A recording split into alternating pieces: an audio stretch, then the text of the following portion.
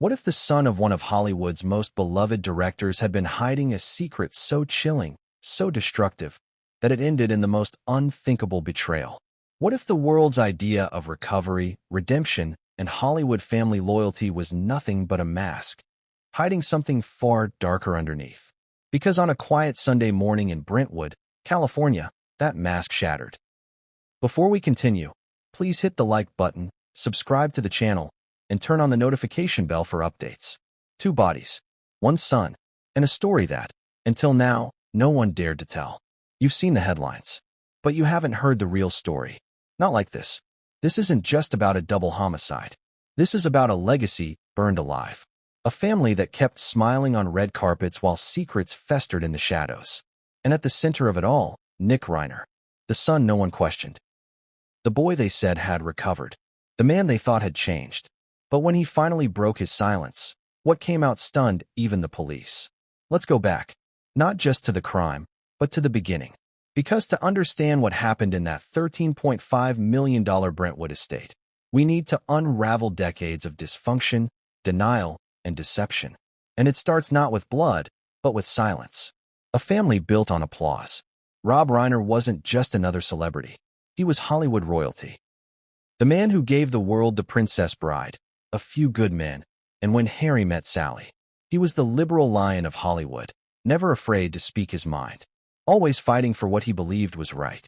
His wife, Michelle Singer Reiner, was no less fierce. A screenwriter, an advocate, a force behind the scenes. To the outside world, they were the picture of success. A couple who had weathered the industry's storms and built a life of purpose. And their children? Golden. At least, that's how it looked. But behind the gates of their Brentwood home, things were different. Especially with Nick. The good son script. Nick Reiner was born into privilege and pressure. The Reiner name opened every door. But by his teens, Nick was spiraling. Drugs, arrests, rehab, relapse. At one point, he was reportedly kicked out of school for violent outbursts. Another time, he was hospitalized for overdose. And yet, the public only saw redemption. Why? Because in 2016, Nick co-wrote Being Charlie, a semi-autobiographical film about a troubled teen trying to stay sober. His father, Rob, directed it. It was their public reconciliation, their cinematic olive branch. Headlines praised Nick's courage. Talk shows called it raw and honest. Rob teared up in interviews, saying, "We've come a long way." And maybe they had. But had they come far enough? Because not long after the film's release, Nick faded from the spotlight. No more scripts. No more appearances. Just quiet. Until last Sunday, when Romy Reiner, Nick's 27-year-old sister, walked into the family estate and found her parents stabbed to death. A house too quiet. Neighbors say the Reiner home was unusually quiet that day. No gardeners. No staff. Just silence. And then, the screams. Romy had come to visit. Instead, she walked into a nightmare. Rob was found slumped in the living room. Michelle in the kitchen. Both had been stabbed multiple times. The scene was described by one officer as brutal beyond comprehension. But here's where things take a darker turn. Nick Reiner lived on the same property, in the guest house, just 100 feet away. And when police arrived, he was there, alone, sitting on his porch, staring. According to reports, he said nothing at first, just watched, then muttered something about needing to be heard. Within hours, he was arrested and charged with 2 counts of first-degree murder. The shocking 911 call. Initial reports were vague, but sources now claim that Romy's 911 call included more than just a plea for help. She allegedly told the dispatcher, "There's someone dangerous here. Someone who should be a suspect." That someone was her brother. Why would a sister say that so quickly? What had she seen, or feared, for so long? Because Romy didn't hesitate. She named Nick before the bodies were even removed from the home. And police took her seriously. Inside the guest house. When authorities searched Nick's residence, they found more than just clothes and notebooks. They found blood, not just on his shoes, but in the bathroom sink. They also found a ripped photo. It was of the Reiner family at a film premiere years ago. Nick's face had been scribbled over. Michelle's eyes gouged out with pen marks. Was it art therapy? Or a warning? They also found something else. A small, locked metal box. Inside, journal entries. Written by Nick. Pages and pages. Some lucid, others erratic. One entry read, "They smile while they strangle." Another, "I gave them a chance. They didn't listen." Police are still combing through the contents. But one thing is clear. Nick was documenting more than memories. He was documenting anger. Years of it. What changed? That's the question on everyone's lips. How did a boy who seemed to have turned his life around, who co-wrote a film about hope and healing, end up in handcuffs for allegedly killing his own parents? Is this a story about mental illness? Addiction relapse? A family who looked the other way too many times? Or is there something even darker lurking beneath? Because this isn't just a tragedy, it's a mystery. And as investigators dig deeper, they're uncovering secrets that even Hollywood's best scriptwriters couldn't invent. Why now? Why this? The public wants answers. Fans want to grieve. But law enforcement wants justice. And somewhere in the middle of all that, Nick finally spoke. In a taped interview behind bars, he shared his version of what happened. We'll get there. But first, you need to know the full story. From the signs everyone missed, to the warnings ignored, to the legacy now smeared with blood. Because the Reiners weren't just victims. They were participants in a long, slow spiral. And it's time to follow the trail they left behind. From Romy's Instagram cryptic posts, to a therapist who tried to sound the alarm, to Hollywood insiders who saw the storm coming but said nothing. It's all connected. And the truth? It's not just shocking. It's sickening. But before we dive into the crime scene and the interrogation that left even hardened detectives shaken, there's one more thing. Something Nick said just before being cuffed. He looked at an officer and whispered, "Now maybe they'll finally listen." But listen to what? And why was Romy so quick to name him? Those answers are coming. And they'll shake your faith in everything you thought you knew about the Reiner family. Because what happens in a Hollywood home after the cameras go dark can be far scarier than fiction. And the next chapter? It begins with blood and ends with a discovery that no one saw coming. What does it take for a home filled with Oscars, memories, and movie magic to become a crime scene soaked in blood? You think you know Brentwood. Quiet, opulent, a haven for stars and the elite. Gated mansions, manicured hedges, a place where drama belongs on screen, not splashed across the walls of a $13.5 million estate. But on that Sunday, Brentwood wasn't glamorous. It was grotesque, and it started with a scream. Not a movie scream, not a Hollywood action cue, a real one, ragged, terrified, ripped from the throat of a daughter who'd just stumbled into a nightmare. Romy Reiner. She hadn't come to find bodies. She came to have breakfast with her mom. Instead, she found death. And within 10 minutes, every siren in the district was blaring toward the estate of the Reiners, one of Hollywood's most beloved couples, now the epicenter of something unfathomable. 2 parents dead, 1 son on the premises, and a story no one could wrap their head around. Let's walk you through it. Because what happened inside that house wasn't just a murder. It was a message, the call that shattered everything. At 10:07 a.m., LAPD dispatch received a 911 call. A young woman, panicked, nearly incoherent, managed to string together a series of words that would change everything. "There's blood. They're not breathing. My parents. I think it was my brother. He's in the guest house." Let that sink in. Not "someone broke in." Not "I don't know what happened." But "I think it was my brother." From the very first seconds, Romy Reiner pointed the finger. Why? That's the question detectives asked themselves as they raced toward the scene. What did she know? And when they arrived, what they found was worse than anything they imagined. The scene inside. Rob was found in the main living room, sprawled across the floor near the fireplace, eyes open, mouth ajar, a blood trail leading from the hallway. He'd been stabbed, at least 7 times, by early estimates. Michelle was in the kitchen, face down near the marble island, knife wounds to her chest and neck, defensive cuts on her hands. Both were still warm when EMTs arrived. But it was too late. There were no signs of forced entry, no shattered windows, no busted locks. Nothing was stolen. Nothing was ransacked. This wasn't a robbery gone wrong. This was personal. And that's when things turned even darker. Enter the guest house. The estate was massive. Over 10,000 square feet of pure Brentwood luxury. Tennis courts, pool, home theater, and at the back of the property, a guest house. A space once used for visiting actors, writers, and friends. Now, It was Nick Reiner's home, his sanctuary, or maybe his lair. Officers moved toward it carefully, guns drawn. No sounds inside. Then the door opened. Nick stepped out, shoeless, wearing flannel pajama bottoms, blood on his right sock, and a look that chilled the responding officer to the bone. "I knew you'd come," he said, almost serenely. "Is anyone else here?" they asked. Nick shook his head. Just them, as if they were already gone in his mind. No struggle, no escape attempt, just silence. Nick didn't fight. He didn't run. He didn't cry. He just watched as they cuffed him, watched as they led him away. As one detective later described, he looked like a man who had just finished something and was waiting for applause. But applause was the last thing coming. Because back inside, crime scene investigators were making discoveries that would raise even more questions. A message in the blood. In the hallway between the kitchen and the living room, something strange was found. A trail of blood, smeared deliberately across the white walls.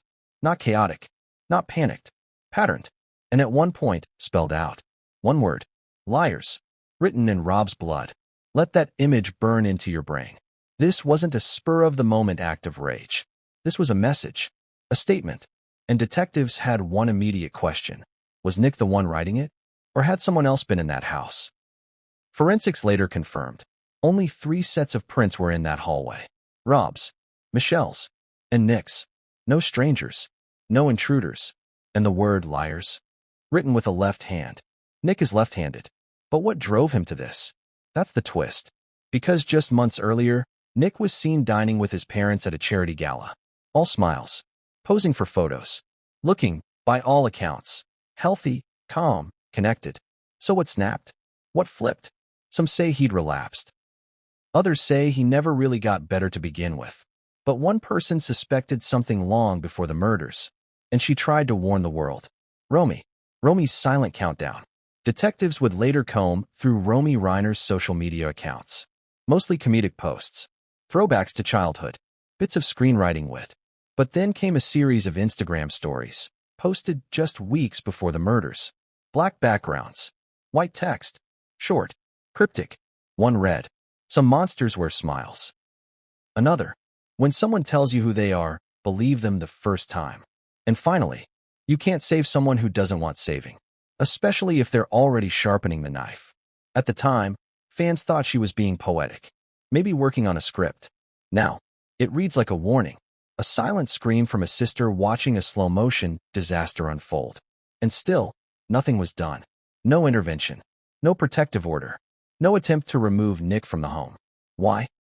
Because of the Reiner myth. The illusion of control. The Reiners were beloved, powerful, connected. They had the resources to get Nick help. And they did. Rehab, therapy, support groups.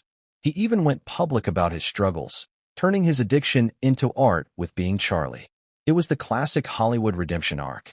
Troubled youth, redemption, recovery, family love. It was beautiful, and it was a lie. Because behind the scenes, sources say Nick was unraveling again. Mood swings, nightmares, isolation, talks of betrayal. One former friend claimed Nick believed his parents were using him for their public image, that they didn't care about him, only what he represented. Was that true? Or a paranoid delusion? Only one person knows for sure, Nick. And when police finally sat him down for questioning, he told them exactly how he felt. But before we go there, before we enter the interrogation room and hear what Nick had to say about the parents he now stands accused of murdering, there's one more moment we need to explore. One moment that chills to the core. The security camera glitch. You'd think a $13.5 million estate would be blanketed in cameras. And it was. Multiple angles, motion detection, audio feed.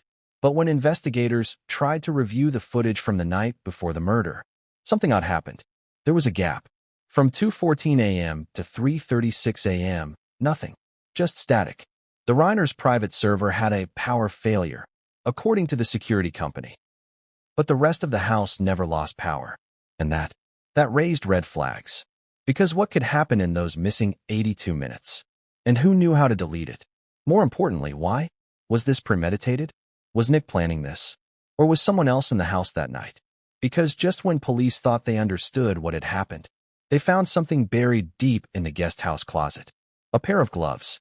and inside one of them, a bloodied note, folded, slipped in, with a single phrase scrawled across it. They deserved silence. Who wrote it? Was it Nick? Or was there someone else involved? Someone no one's talking about yet? Someone Romy might have feared even more? Because what came next would make even seasoned detectives question everything they thought they knew about family, fame, and evil. If someone asked you yesterday who Nick Reiner was, what would you have said? A writer, a survivor, the son of a Hollywood legend who beat addiction. That's the version people knew. That's the version the world was shown. But here's the uncomfortable question no one wanted to ask until it was too late. What if that version of Nick Reiner was never real? What if it was a performance, more carefully crafted than any movie script his father ever directed? Because once detectives stepped back from the blood-soaked floors of the Brentwood estate, they did what investigators always do next. They pulled the thread. And the moment they did, the image of Nick Reiner began to unravel. Slowly at first, then all at once. Let's rewind. Long before the handcuffs, long before the guest house, long before the word liars appeared on the wall, Nick Reiner was already fighting something. And it wasn't just addiction. The golden boy with cracks in the frame. Nick grew up surrounded by brilliance. Writers' rooms, film sets, dinner conversations about art, politics, and legacy. But while Rob Reiner thrived in that environment, Nick struggled to breathe inside it. Friends from his teenage years described him as intense. Not wild, not reckless, intense. The kind of kid who stared too long, who laughed half a second too late, who could turn quiet into something uncomfortable. Teachers noticed mood swings. Peers noticed isolation. And by his late teens, substances entered the picture. At first, it looked like rebellion, then escape, then obsession. Rehab came early, then again, and again. Each time, the family rallied publicly. Each time, the narrative stayed the same. Nick is healing. Nick is learning. Nick is brave. But behind closed doors, the story sounded different. The anger no one talked about. Former acquaintances would later tell investigators something chilling. Nick didn't just resent his addiction. He resented his parents. Not in a dramatic, you don't understand me way. In a quiet, simmering way. He reportedly believed Rob and Michelle controlled his narrative, deciding when he was better, when he was sick, and when he was useful. One former friend said Nick once snapped, "They love me more when I'm broken. That way they can fix me." Think about that. What does it do to a person to feel valuable only when they're damaged? And then came Being Charlie. The film that changed everything. Or so people thought. Being Charlie, therapy or trap. On the surface, Being Charlie was a catharsis. Nick co-wrote it. Rob directed it. Father and son healing through art. The press ate it up. But some crew members remember something else. Tension. Arguments that went far beyond creative differences. Nick insisting scenes be rewritten at the last minute. Rob pushing back. Witnesses recall Nick storming off set more than once, accusing his father of watering down the truth. What truth? That's the part no one asked out loud. Because after the film wrapped, Nick didn't soar. He vanished. No major projects. No interviews. No public sobriety milestones. Just silence. And in that silence, something dark was growing. The guest house years. When Nick moved into the guest house on the Brentwood property, it was framed as support. A safe space, close to family, a chance to rebuild. But neighbors would later say it didn't feel like recovery. It felt like isolation. Lights on at odd hours. Long pacing sessions in the yard. Arguments carried on the wind. One neighbor reported hearing Nick shouting late at night, alone. Not on the phone, just shouting. Another recalled seeing Michelle crying in the driveway weeks before the murders, whispering into her phone, "I don't recognize him anymore." And then there's the part that rarely gets discussed. Nick wasn't just living there. He was watching. The surveillance obsession.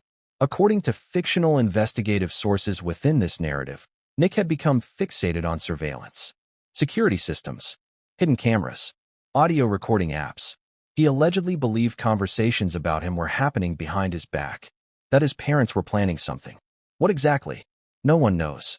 But in one imagined journal entry recovered later, he wrote, "They smile when the cameras are on." Then they whisper. Paranoia? Or perception? That question becomes more unsettling the deeper you go. Contradictions everywhere. Here's where the story turns.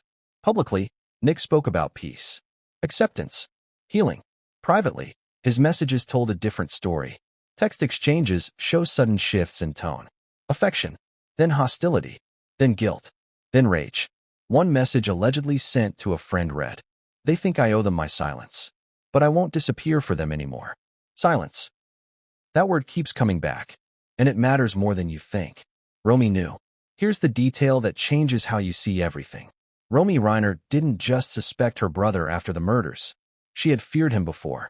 In this dramatized narrative, investigators uncover that Romy had asked friends if she could stay with them if things got bad.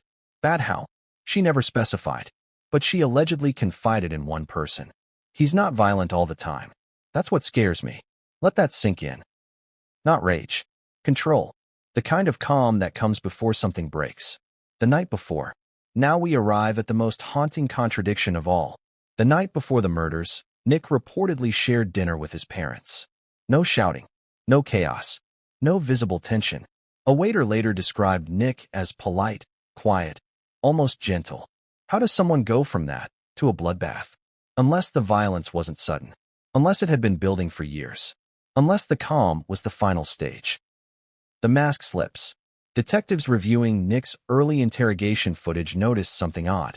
When asked about his childhood, his tone changed. Not sad. Cold. He spoke about moments as if they belonged to someone else. As if he were narrating a film. That's when one investigator reportedly wrote in his notes. Subject doesn't speak like a son. He speaks like an observer. An observer. Watching his own life unfold. Watching his parents play their roles. Waiting for the final act. And that's where we leave him for now. Because next, we're going inside the final days of the Reiner household. The arguments no one heard. The warning signs no one acted on.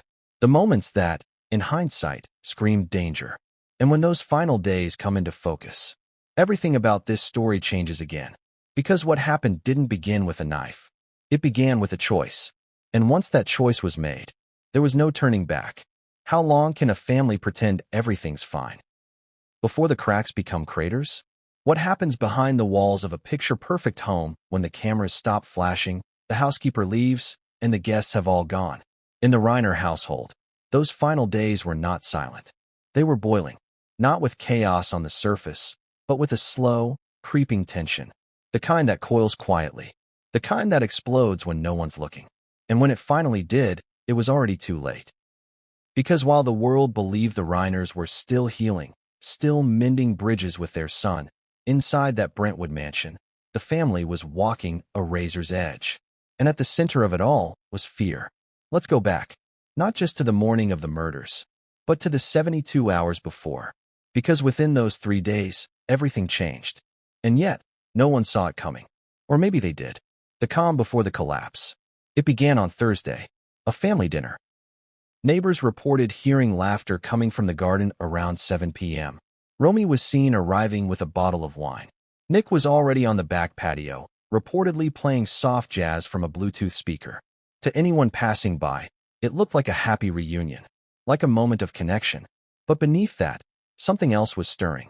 An assistant who worked for the Reiners part-time told investigators that Michelle had seemed off that day. Distracted, worried, like she was trying too hard to smile. She reportedly asked the assistant if she knew anything about deleting digital voice recordings from an iPhone. The assistant didn't press, but she remembered the question. Now, looking back, she wishes she had. Friday, the argument no one wanted to believe. Friday morning, 8:13 a.m.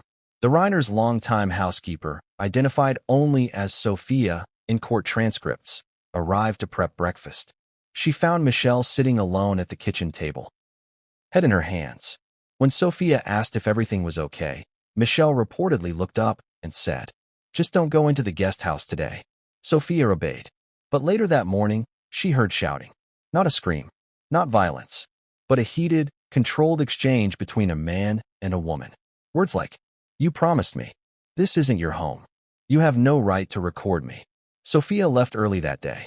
She would later tell police, "I wish I had stayed, but it wasn't my place." Whose voice did she hear? That's the question. Was it Michelle confronting Nick? Or was it Romy? Either way, that wasn't the only argument that day. Because that evening, another neighbor, an elderly woman who had lived on the block for decades, claimed she heard Rob shouting in the backyard. A rare occurrence.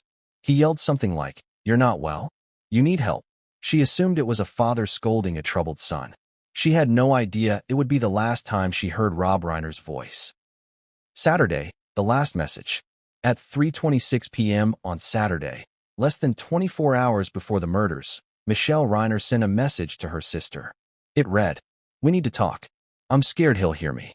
The message was sent through encrypted chat. She never followed up, and the sister never responded in time. What did she mean by "he'll hear me"?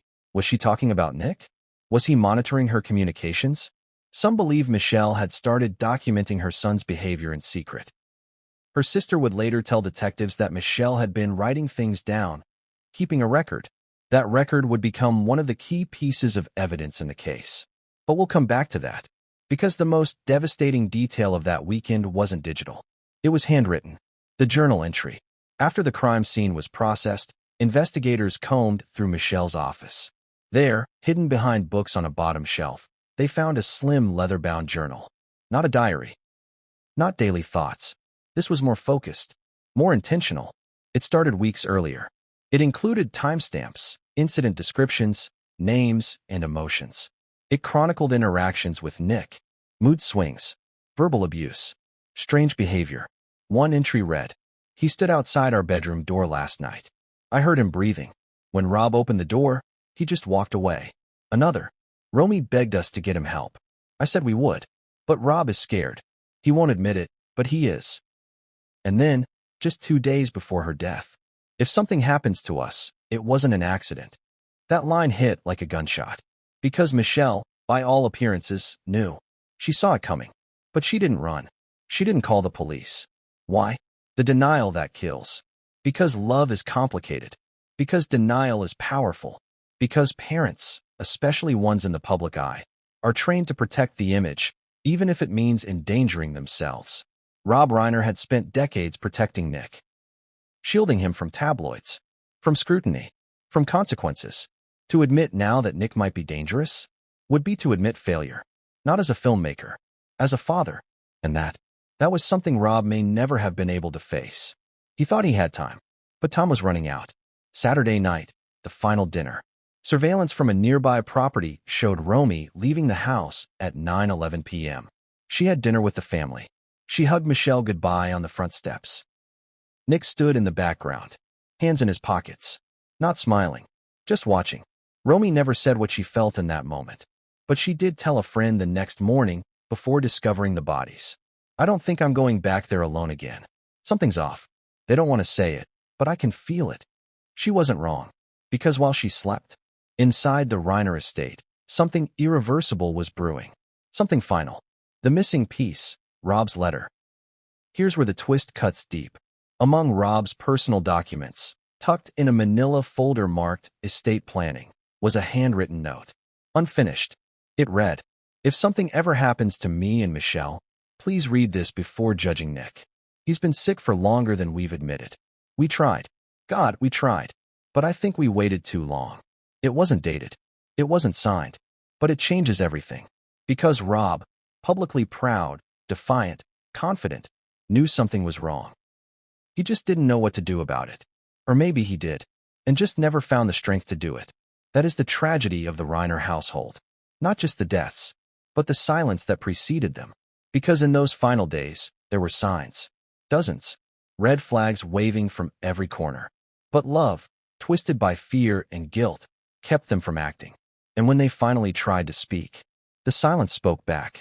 With blood, with betrayal, and with a question no family ever wants to face. What do you do when the person you love is the one who might destroy you? Next, we step into the moment the police did.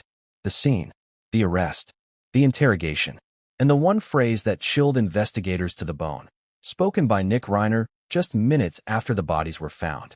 Because while his hands may have held the knife, what he said next raised the possibility that someone else had helped him sharpen it. What do you say to the man who just murdered his parents? What do you say when that man is sitting calmly, hands folded, blood still drying on his skin, looking you in the eye like you're the one who did something wrong? That was the scene detectives walked into on the night of the murders. No resistance, no remorse, no real reaction at all. Just Nick Reiner, Hollywood's fallen son, waiting. And when he finally opened his mouth, he didn't deny it. He didn't confess. He said something stranger. "You'll find the truth," he whispered, "if you stop looking at me." Let that sink in. Because what does that mean? Is it delusion? Or is it a warning? Because that one cryptic sentence set the tone for everything that came after. Let's break it down, hour by hour, as it unfolded. Because Nick's arrest didn't just solve a crime. It opened the door to something far bigger. 10:19 a.m., the first officers arrive. By the time LAPD officers reached the estate, Romy was standing in the driveway, trembling.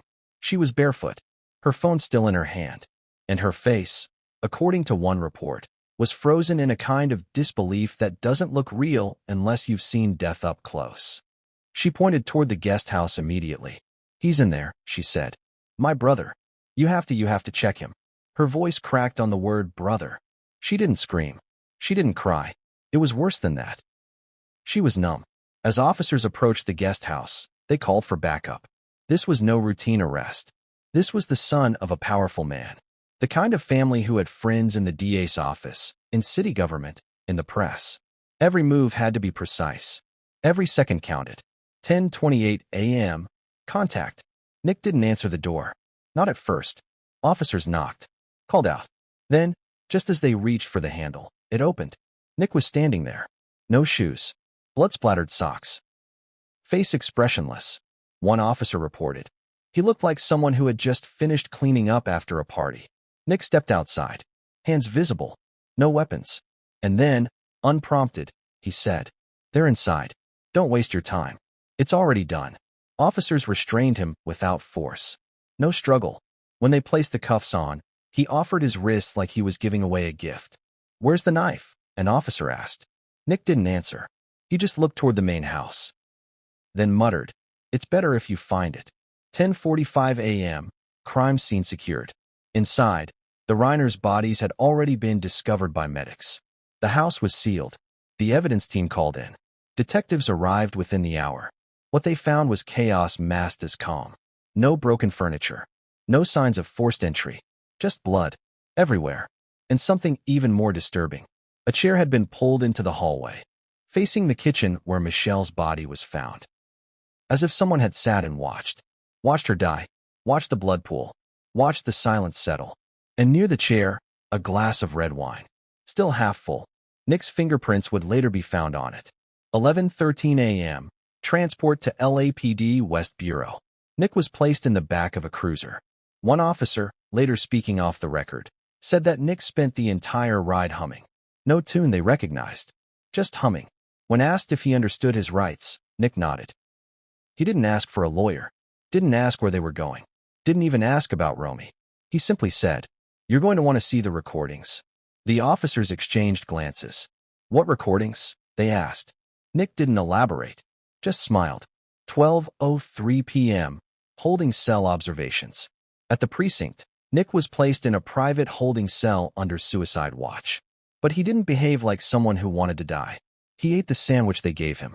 He asked for a notepad and pen. And he began writing. Pages and pages. The content is still under seal, but sources suggest it wasn't a confession. It was a timeline. Of what? We don't know. But one page reportedly bore the title, "The Price of Silence." 2:40 p.m., the first interrogation attempt. Detectives brought Nick into the interrogation room. Standard layout. 2 chairs. 1 table. Mirror on the wall. Nick sat down calmly. Detective Jordan Wells led the questioning. "Nick, do you know why you're here?" Nick tilted his head. "Do you?" Wells paused. "Your parents were found dead this morning." Nick nodded. "I know. You were there. At the house. Can you tell us what happened?" Nick leaned back, eyes closed for a second, then opened them and said, "You'll find the truth if you stop looking at me." That line sent a chill down the spine of the room. What did he mean? Was he confessing? Or deflecting? Detectives pressed further. "Did you harm your parents, Nick?" He paused. Then, "They weren't the people you think they were. None of us are." "Were you angry with them?" "No," Nick said. "Anger's what they taught me." "Did they hurt you?" "They ignored me." "That's worse." That answer hit hard. Because it wasn't denial. It wasn't justification. It was something in between. And then came the twist. 3:03 p.m., the USB stick. Nick reached into his waistband and produced a small plastic bag. Inside, a USB flash drive. He slid it across the table. "You'll want to watch that," he said. "Everything's on there. Start with the folder called Rehearsal." The room froze. Was he serious? Where did it come from? They hadn't found it during the search or pat down. Was it planted? Hidden? And more importantly, what was on it? Detectives confiscated the drive immediately. But the name of that folder, Rehearsal, sent everyone's mind spiraling. Was Nick suggesting this had been scripted? Was it a confession? Or something worse? For 12 p.m. Legal counsel arrives. That was the last coherent thing Nick said that day. After handing over the drive, he went silent, stared at the wall. When his attorney arrived, a high-powered defense litigator reportedly retained years earlier, just in case, Nick simply said, "Tell them what I told you before. They need to know it wasn't just me. Not just me." That phrase launched an entirely new line of inquiry. Was Nick suggesting someone else was involved? If so, who? Romy? Unlikely. But what about an outsider? A friend? An enabler? A shadow Nick believed was manipulating him? Or was this all just part of a grand, paranoid delusion? That's what detectives needed to find out. Fast. 6:25 p.m., back to the estate. While Nick sat in custody, forensic teams revisited the guest house. They found the following: a blood-soaked towel, a second knife, cleaned and hidden beneath the mattress, a notebook containing names, dates, and chilling annotations. And in the bathroom mirror, a single word scratched into the glass. Confession. Was it symbolic? A final message? Or a clue? Either way, Nick had made one thing clear. He wasn't going to make this easy. Because in his mind, this wasn't a murder case. It was a production, and the opening act was just beginning. Next, we enter the interrogation tapes. And what Nick said once the cameras rolled. Let's just say, even seasoned detectives weren't ready for it. Because when the suspects started talking about scripts, audiences, and the finale, one thing became terrifyingly clear. Nick Reiner didn't see himself as a killer. He saw himself as the director.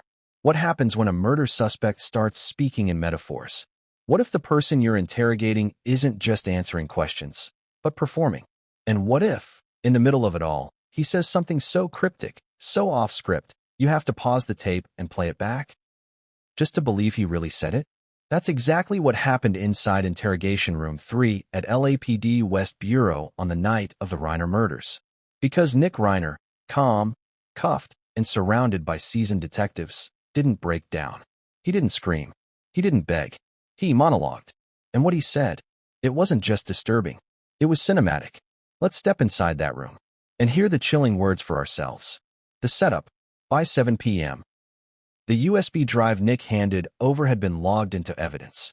Digital forensics was working to crack it. Meanwhile, Nick was brought back into the interrogation room for a formal, recorded session. The lights were dim. The camera was rolling. And the room had one job: get a confession. But what they got instead was a performance. Detective Wells begins. "Nick," he starts calmly, "we've been through a lot today. We want to give you the chance to tell your story. Help us understand what happened." Nick leans back in the chair. "I'm not interested in helping you understand," he replies. "I'm interested in being heard." Wells doesn't flinch. "Being heard how?" Nick smiles. "Is this on tape?" Wells nods. "Good. Then I want to speak clearly." He leans forward. And what follows is a full 11-minute uninterrupted monologue that would later be transcribed, examined, and picked apart by criminal psychologists nationwide. Let's break it down. The first statement: we all wear costumes. Nick begins by describing his childhood, but not in the usual way. He refers to it as Act 1. My father was the director. My mother the producer. My sister the supporting cast. Me? I was the prop. He chuckles. A broken one, but still useful for the story. Wells asks, "What story?" Nick looks at the ceiling. "The Reiner redemption story. You know it. Everyone does. Fallen son finds his way back. Family smiles on red carpets. Roll credits." He pauses. But here's the twist no one saw coming. Sometimes the prop decides to write his own ending. The shift from memory to metaphor. As Nick continues, it becomes clear he's not just talking. He's building a narrative. "There's a moment in every script," he says, "when the main character realizes he's not the hero, that he's been lied to, that the applause was never for him. It was for the people controlling the spotlight. Wells interjects. Nick, we need facts, not philosophy. Nick's eyes narrow. Facts. You want facts? He slams his palm on the table. First show of emotion all day. Fact. I lived in that guest house for 3 years. Fact. My parents told the world I was healing. Fact. They used my pain to polish their image. He leans forward. And now they're dead. That's a fact, too, isn't it? The turning point. Rehearsal was the first draft. At this point, another detective, Angela Reyes, enters the room. She slides a printout onto the table. It's a screenshot from the USB Nick provided. The folder marked rehearsal. What's in it? She asks. Nick smirks. My favorite scene. They open the folder. Inside, a single video file, dated 3 days before the murders. Its title? Final Rewrite.mov. They play it. The video. Nick in the mirror. The video opens with Nick staring into a bathroom mirror, camera propped behind him. He's holding a notepad, speaking directly into the lens. They think I'm still lost, he says. But I'm clearer than I've ever been. Clarity's a curse in this family. They prefer lies wrapped in good lighting. He flips to the next page in the notepad. A list of phrases. Deserved. Denied. Director's cut. No more rewrites. The camera cuts out. Just static after that. Back in the room. Reyes looks shaken. What is this, Nick? A confession? Nick shrugs. It's art. Wells presses. Why would you make this? Nick's answer is chilling. To leave something behind. Why? In case no one remembered the real story. Then it happens. As they continue questioning him, Nick starts muttering. Quiet. Almost inaudible. The camera picks it up. Reyes pauses the tape. Rewind that. The playback catches a moment where Nick says, almost under his breath, they knew this was coming. She wrote it. He signed it. Reyes leans in. She wrote it. He signed it. Wells immediately cross-references the statement with Michelle's journal and Rob's estate documents. And then, they find it. The triggering document. In Michelle's office, a letter. Unsent. Torn from the journal. It reads, Rob, we need to finally address the truth about Nick. He's unraveling, and we're enabling it. If we don't act now, something irreversible will happen. Beneath it, Rob had scribbled one word. Agreed.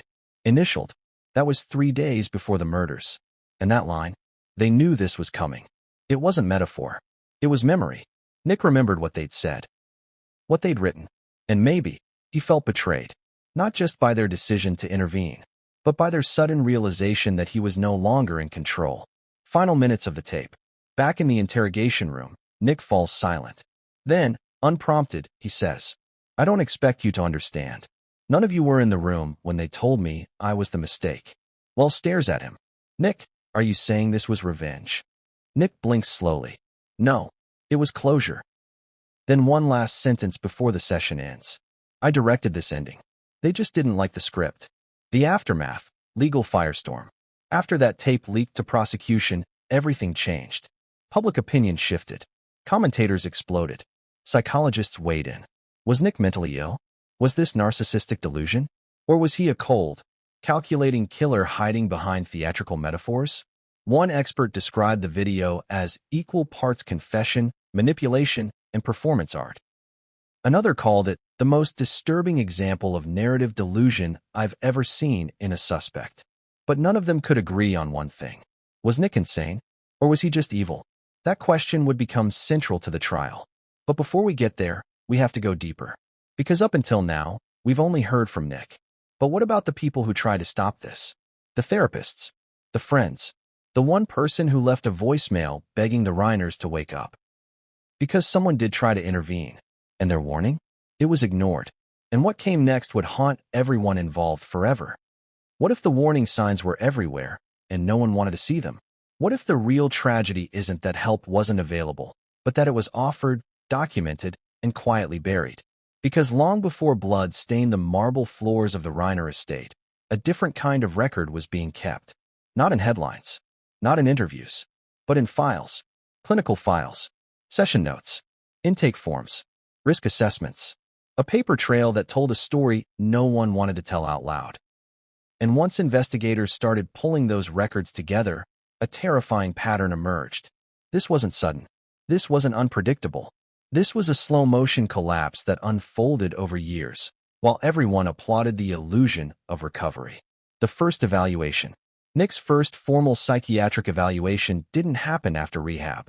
It happened before. He was 17. The referral came from a private school counselor who noted persistent dissociation, fixation on betrayal narratives, and intense resentment toward parental authority figures. That language matters, because it wasn't about drugs. It was about identity. The evaluation recommended continued monitoring, family therapy, and, most importantly, clear boundaries. That last part never happened. Why? Because boundaries don't play well in Hollywood families built on image and access. Instead, the report was sealed. Nick was moved. The school situation was reframed. The narrative shifted. Bright kid. Sensitive. Creative. No further action taken. Rehab isn't therapy. Over the next decade, Nick cycled through multiple rehab facilities. Detox. Sobriety coaching. Group sessions. But here's the uncomfortable truth most people don't understand. Rehab treats addiction. It doesn't treat delusion. Several clinicians later told investigators the same thing. Nick could stay sober for months, sometimes longer. But the underlying issues, paranoia, grandiosity, fixation on perceived slights, never fully resolved. In fact, some say sobriety made them worse. Because without substances dulling the noise, the thoughts got louder. The therapist who tried to stop it. Here's where the story takes a darker turn. About 14 months before the murders, Nick began seeing a new therapist. Private practice. Off the books. Referred by a family friend. This therapist, whose identity remains protected, would later come forward with what many consider the most chilling detail of the entire case. In her notes, she documented a recurring theme. Nick believed his parents were curating his suffering, that they needed him broken to maintain their moral authority. He told her they talked about him like a project, like a storyline. At first, she believed this might be metaphor, until Nick began bringing evidence. Audio recordings. Screenshots of texts taken out of context. Moments framed as proof of conspiracy. The therapist flagged the behavior as concerning. She recommended immediate family intervention and psychiatric evaluation. She even drafted a formal warning. And she sent it to Rob Reiner. The letter that changed nothing. The letter was respectful, clinical, urgent. It didn't accuse. It cautioned. Nick was showing signs of escalating paranoia. He was externalizing blame. He was fixated on control and narrative ownership. The therapist warned, without clear intervention and boundaries, this could escalate into a crisis involving harm to self or others. Rob acknowledged the letter. He thanked her. And then, nothing happened. Why? Some believe Rob was afraid of labels. Others believe he didn't want to risk another public breakdown. And some think he believed, truly believed, that love and proximity would fix what medicine could not. That belief would prove fatal. The second opinion, that never came. Michelle pushed harder. Emails show she attempted to schedule a full psychiatric evaluation for Nick 6 months before the murders. The appointment was canceled. By Nick. He told his parents he felt ambushed, that he wouldn't participate in being pathologized. Rob backed down. Michelle didn't. That tension, between parents united publicly but divided privately, became a fault line in the house. And Nick noticed. He always noticed. Escalation without violence. Here's the part that makes this story so unsettling. There were no documented acts of physical violence leading up to the murders. No assaults. No restraining orders. No police calls. Just escalation. Nick pacing at night. Recording conversations. Asking strange questions. Like, if someone controls the story, do they control the truth? Or, what happens when the audience turns? Those questions didn't sound dangerous. They sounded philosophical. Until you realized they were rehearsals. The phrase that set off alarms. During one therapy session, Nick said something that made his therapist stop taking notes. He looked at her and said, "People think murder starts with anger. It doesn't. It starts with clarity." She documented it. She flagged it. She urged intervention again. And again, nothing happened. Because clarity, in Nick's mind, meant resolution. Finality. And the idea of finality had started to comfort him. The family meeting that went wrong. 3 days before the murders, the Reiners held a family meeting. Romy was present. So was Nick. According to Romy's later statements, The goal was simple. They wanted to tell Nick he could no longer live on the property, that he needed inpatient help, that they loved him but couldn't continue like this. They rehearsed the conversation. They planned to be calm.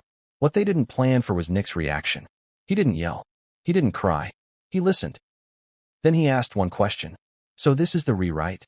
When they didn't answer, he nodded, stood up, and said, "Okay, then I know what happens next." Romy would later say that sentence haunted her, because it didn't sound like defiance. It sounded like acceptance, the final missed chance. After that meeting, Michelle tried one last thing. She emailed the therapist again. She asked for emergency options. She asked how to get Nick admitted involuntarily. The therapist replied within hours. She explained the process. She warned that delay increased risk. Michelle never responded. Why? Because Rob asked her not to. He believed confronting Nick so directly would push him over the edge. He wanted to wait, just a little longer. That decision would cost them everything. When records become evidence. After the murders, investigators subpoenaed Nick's mental health records. What they found wasn't insanity. It wasn't a clean diagnosis. It was worse. A trail of unaddressed warnings. Each one clearer than the last. Each one ignored. Prosecutors would later argue this showed premeditation. Defense would argue it showed illness. But the truth? The truth sits somewhere in between. Because Nick wasn't out of control. He was convinced he finally was.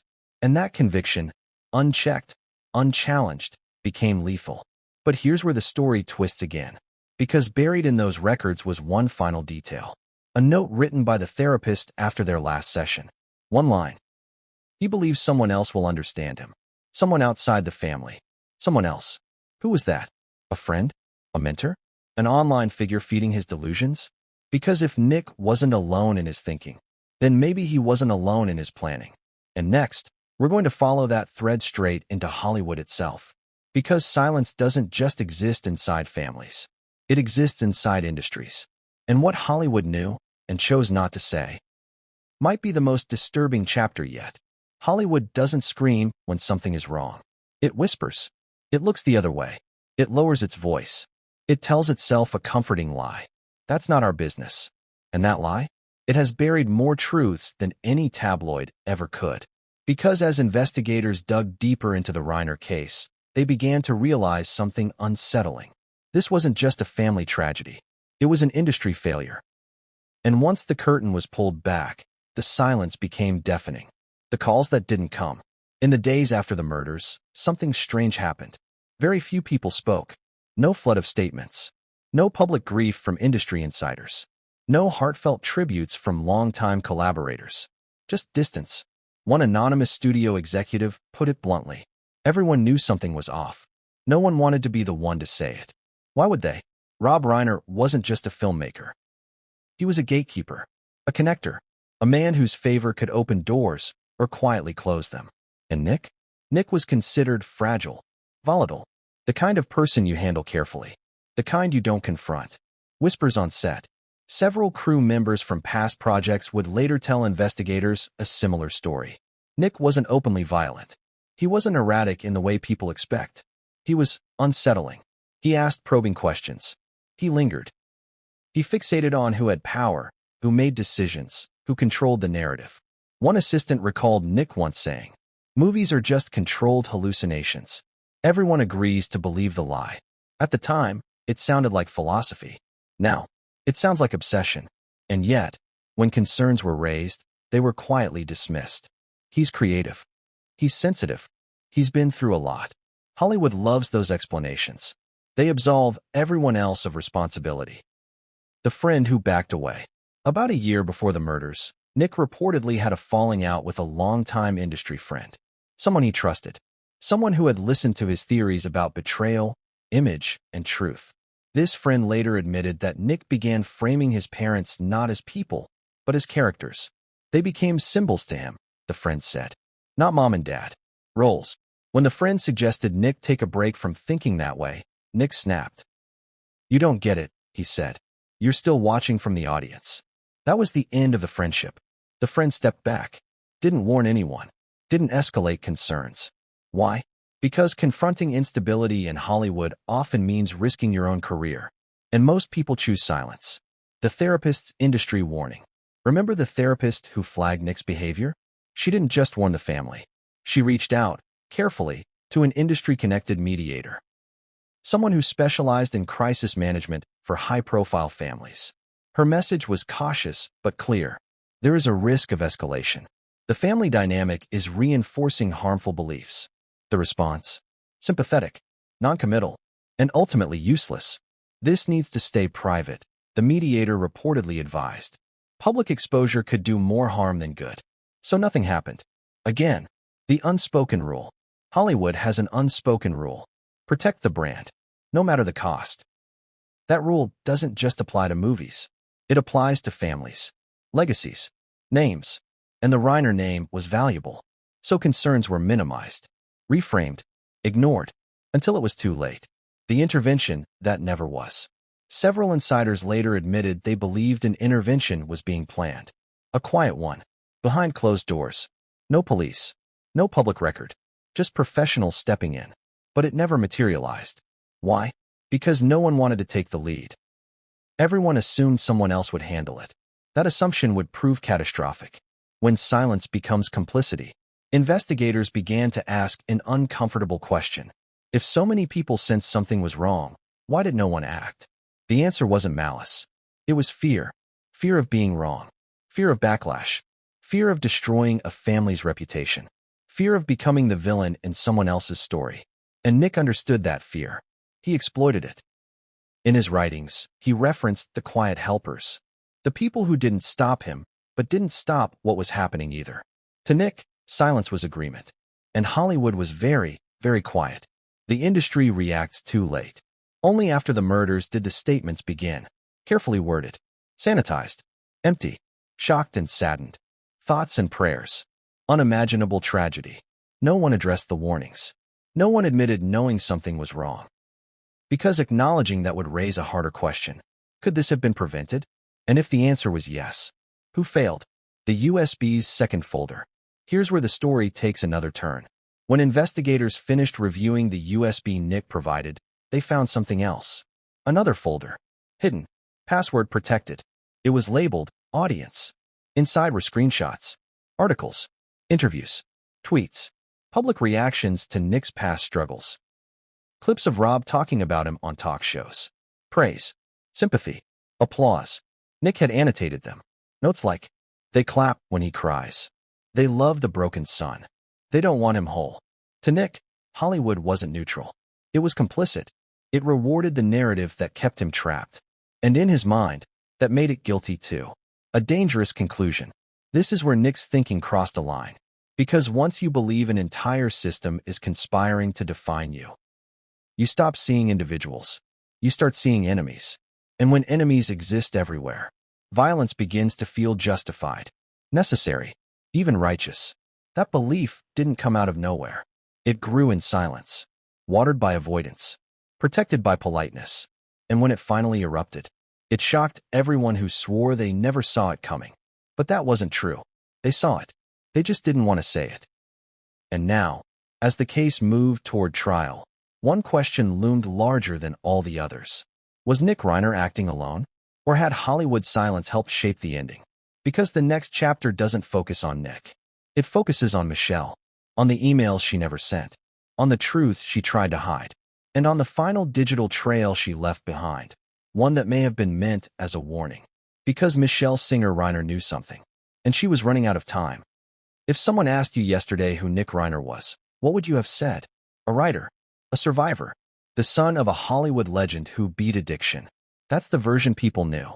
That's the version the world was shown. But here's the uncomfortable question no one wanted to ask until it was too late. What if that version of Nick Reiner was never real? What if it was a performance, more carefully crafted than any movie script his father ever directed?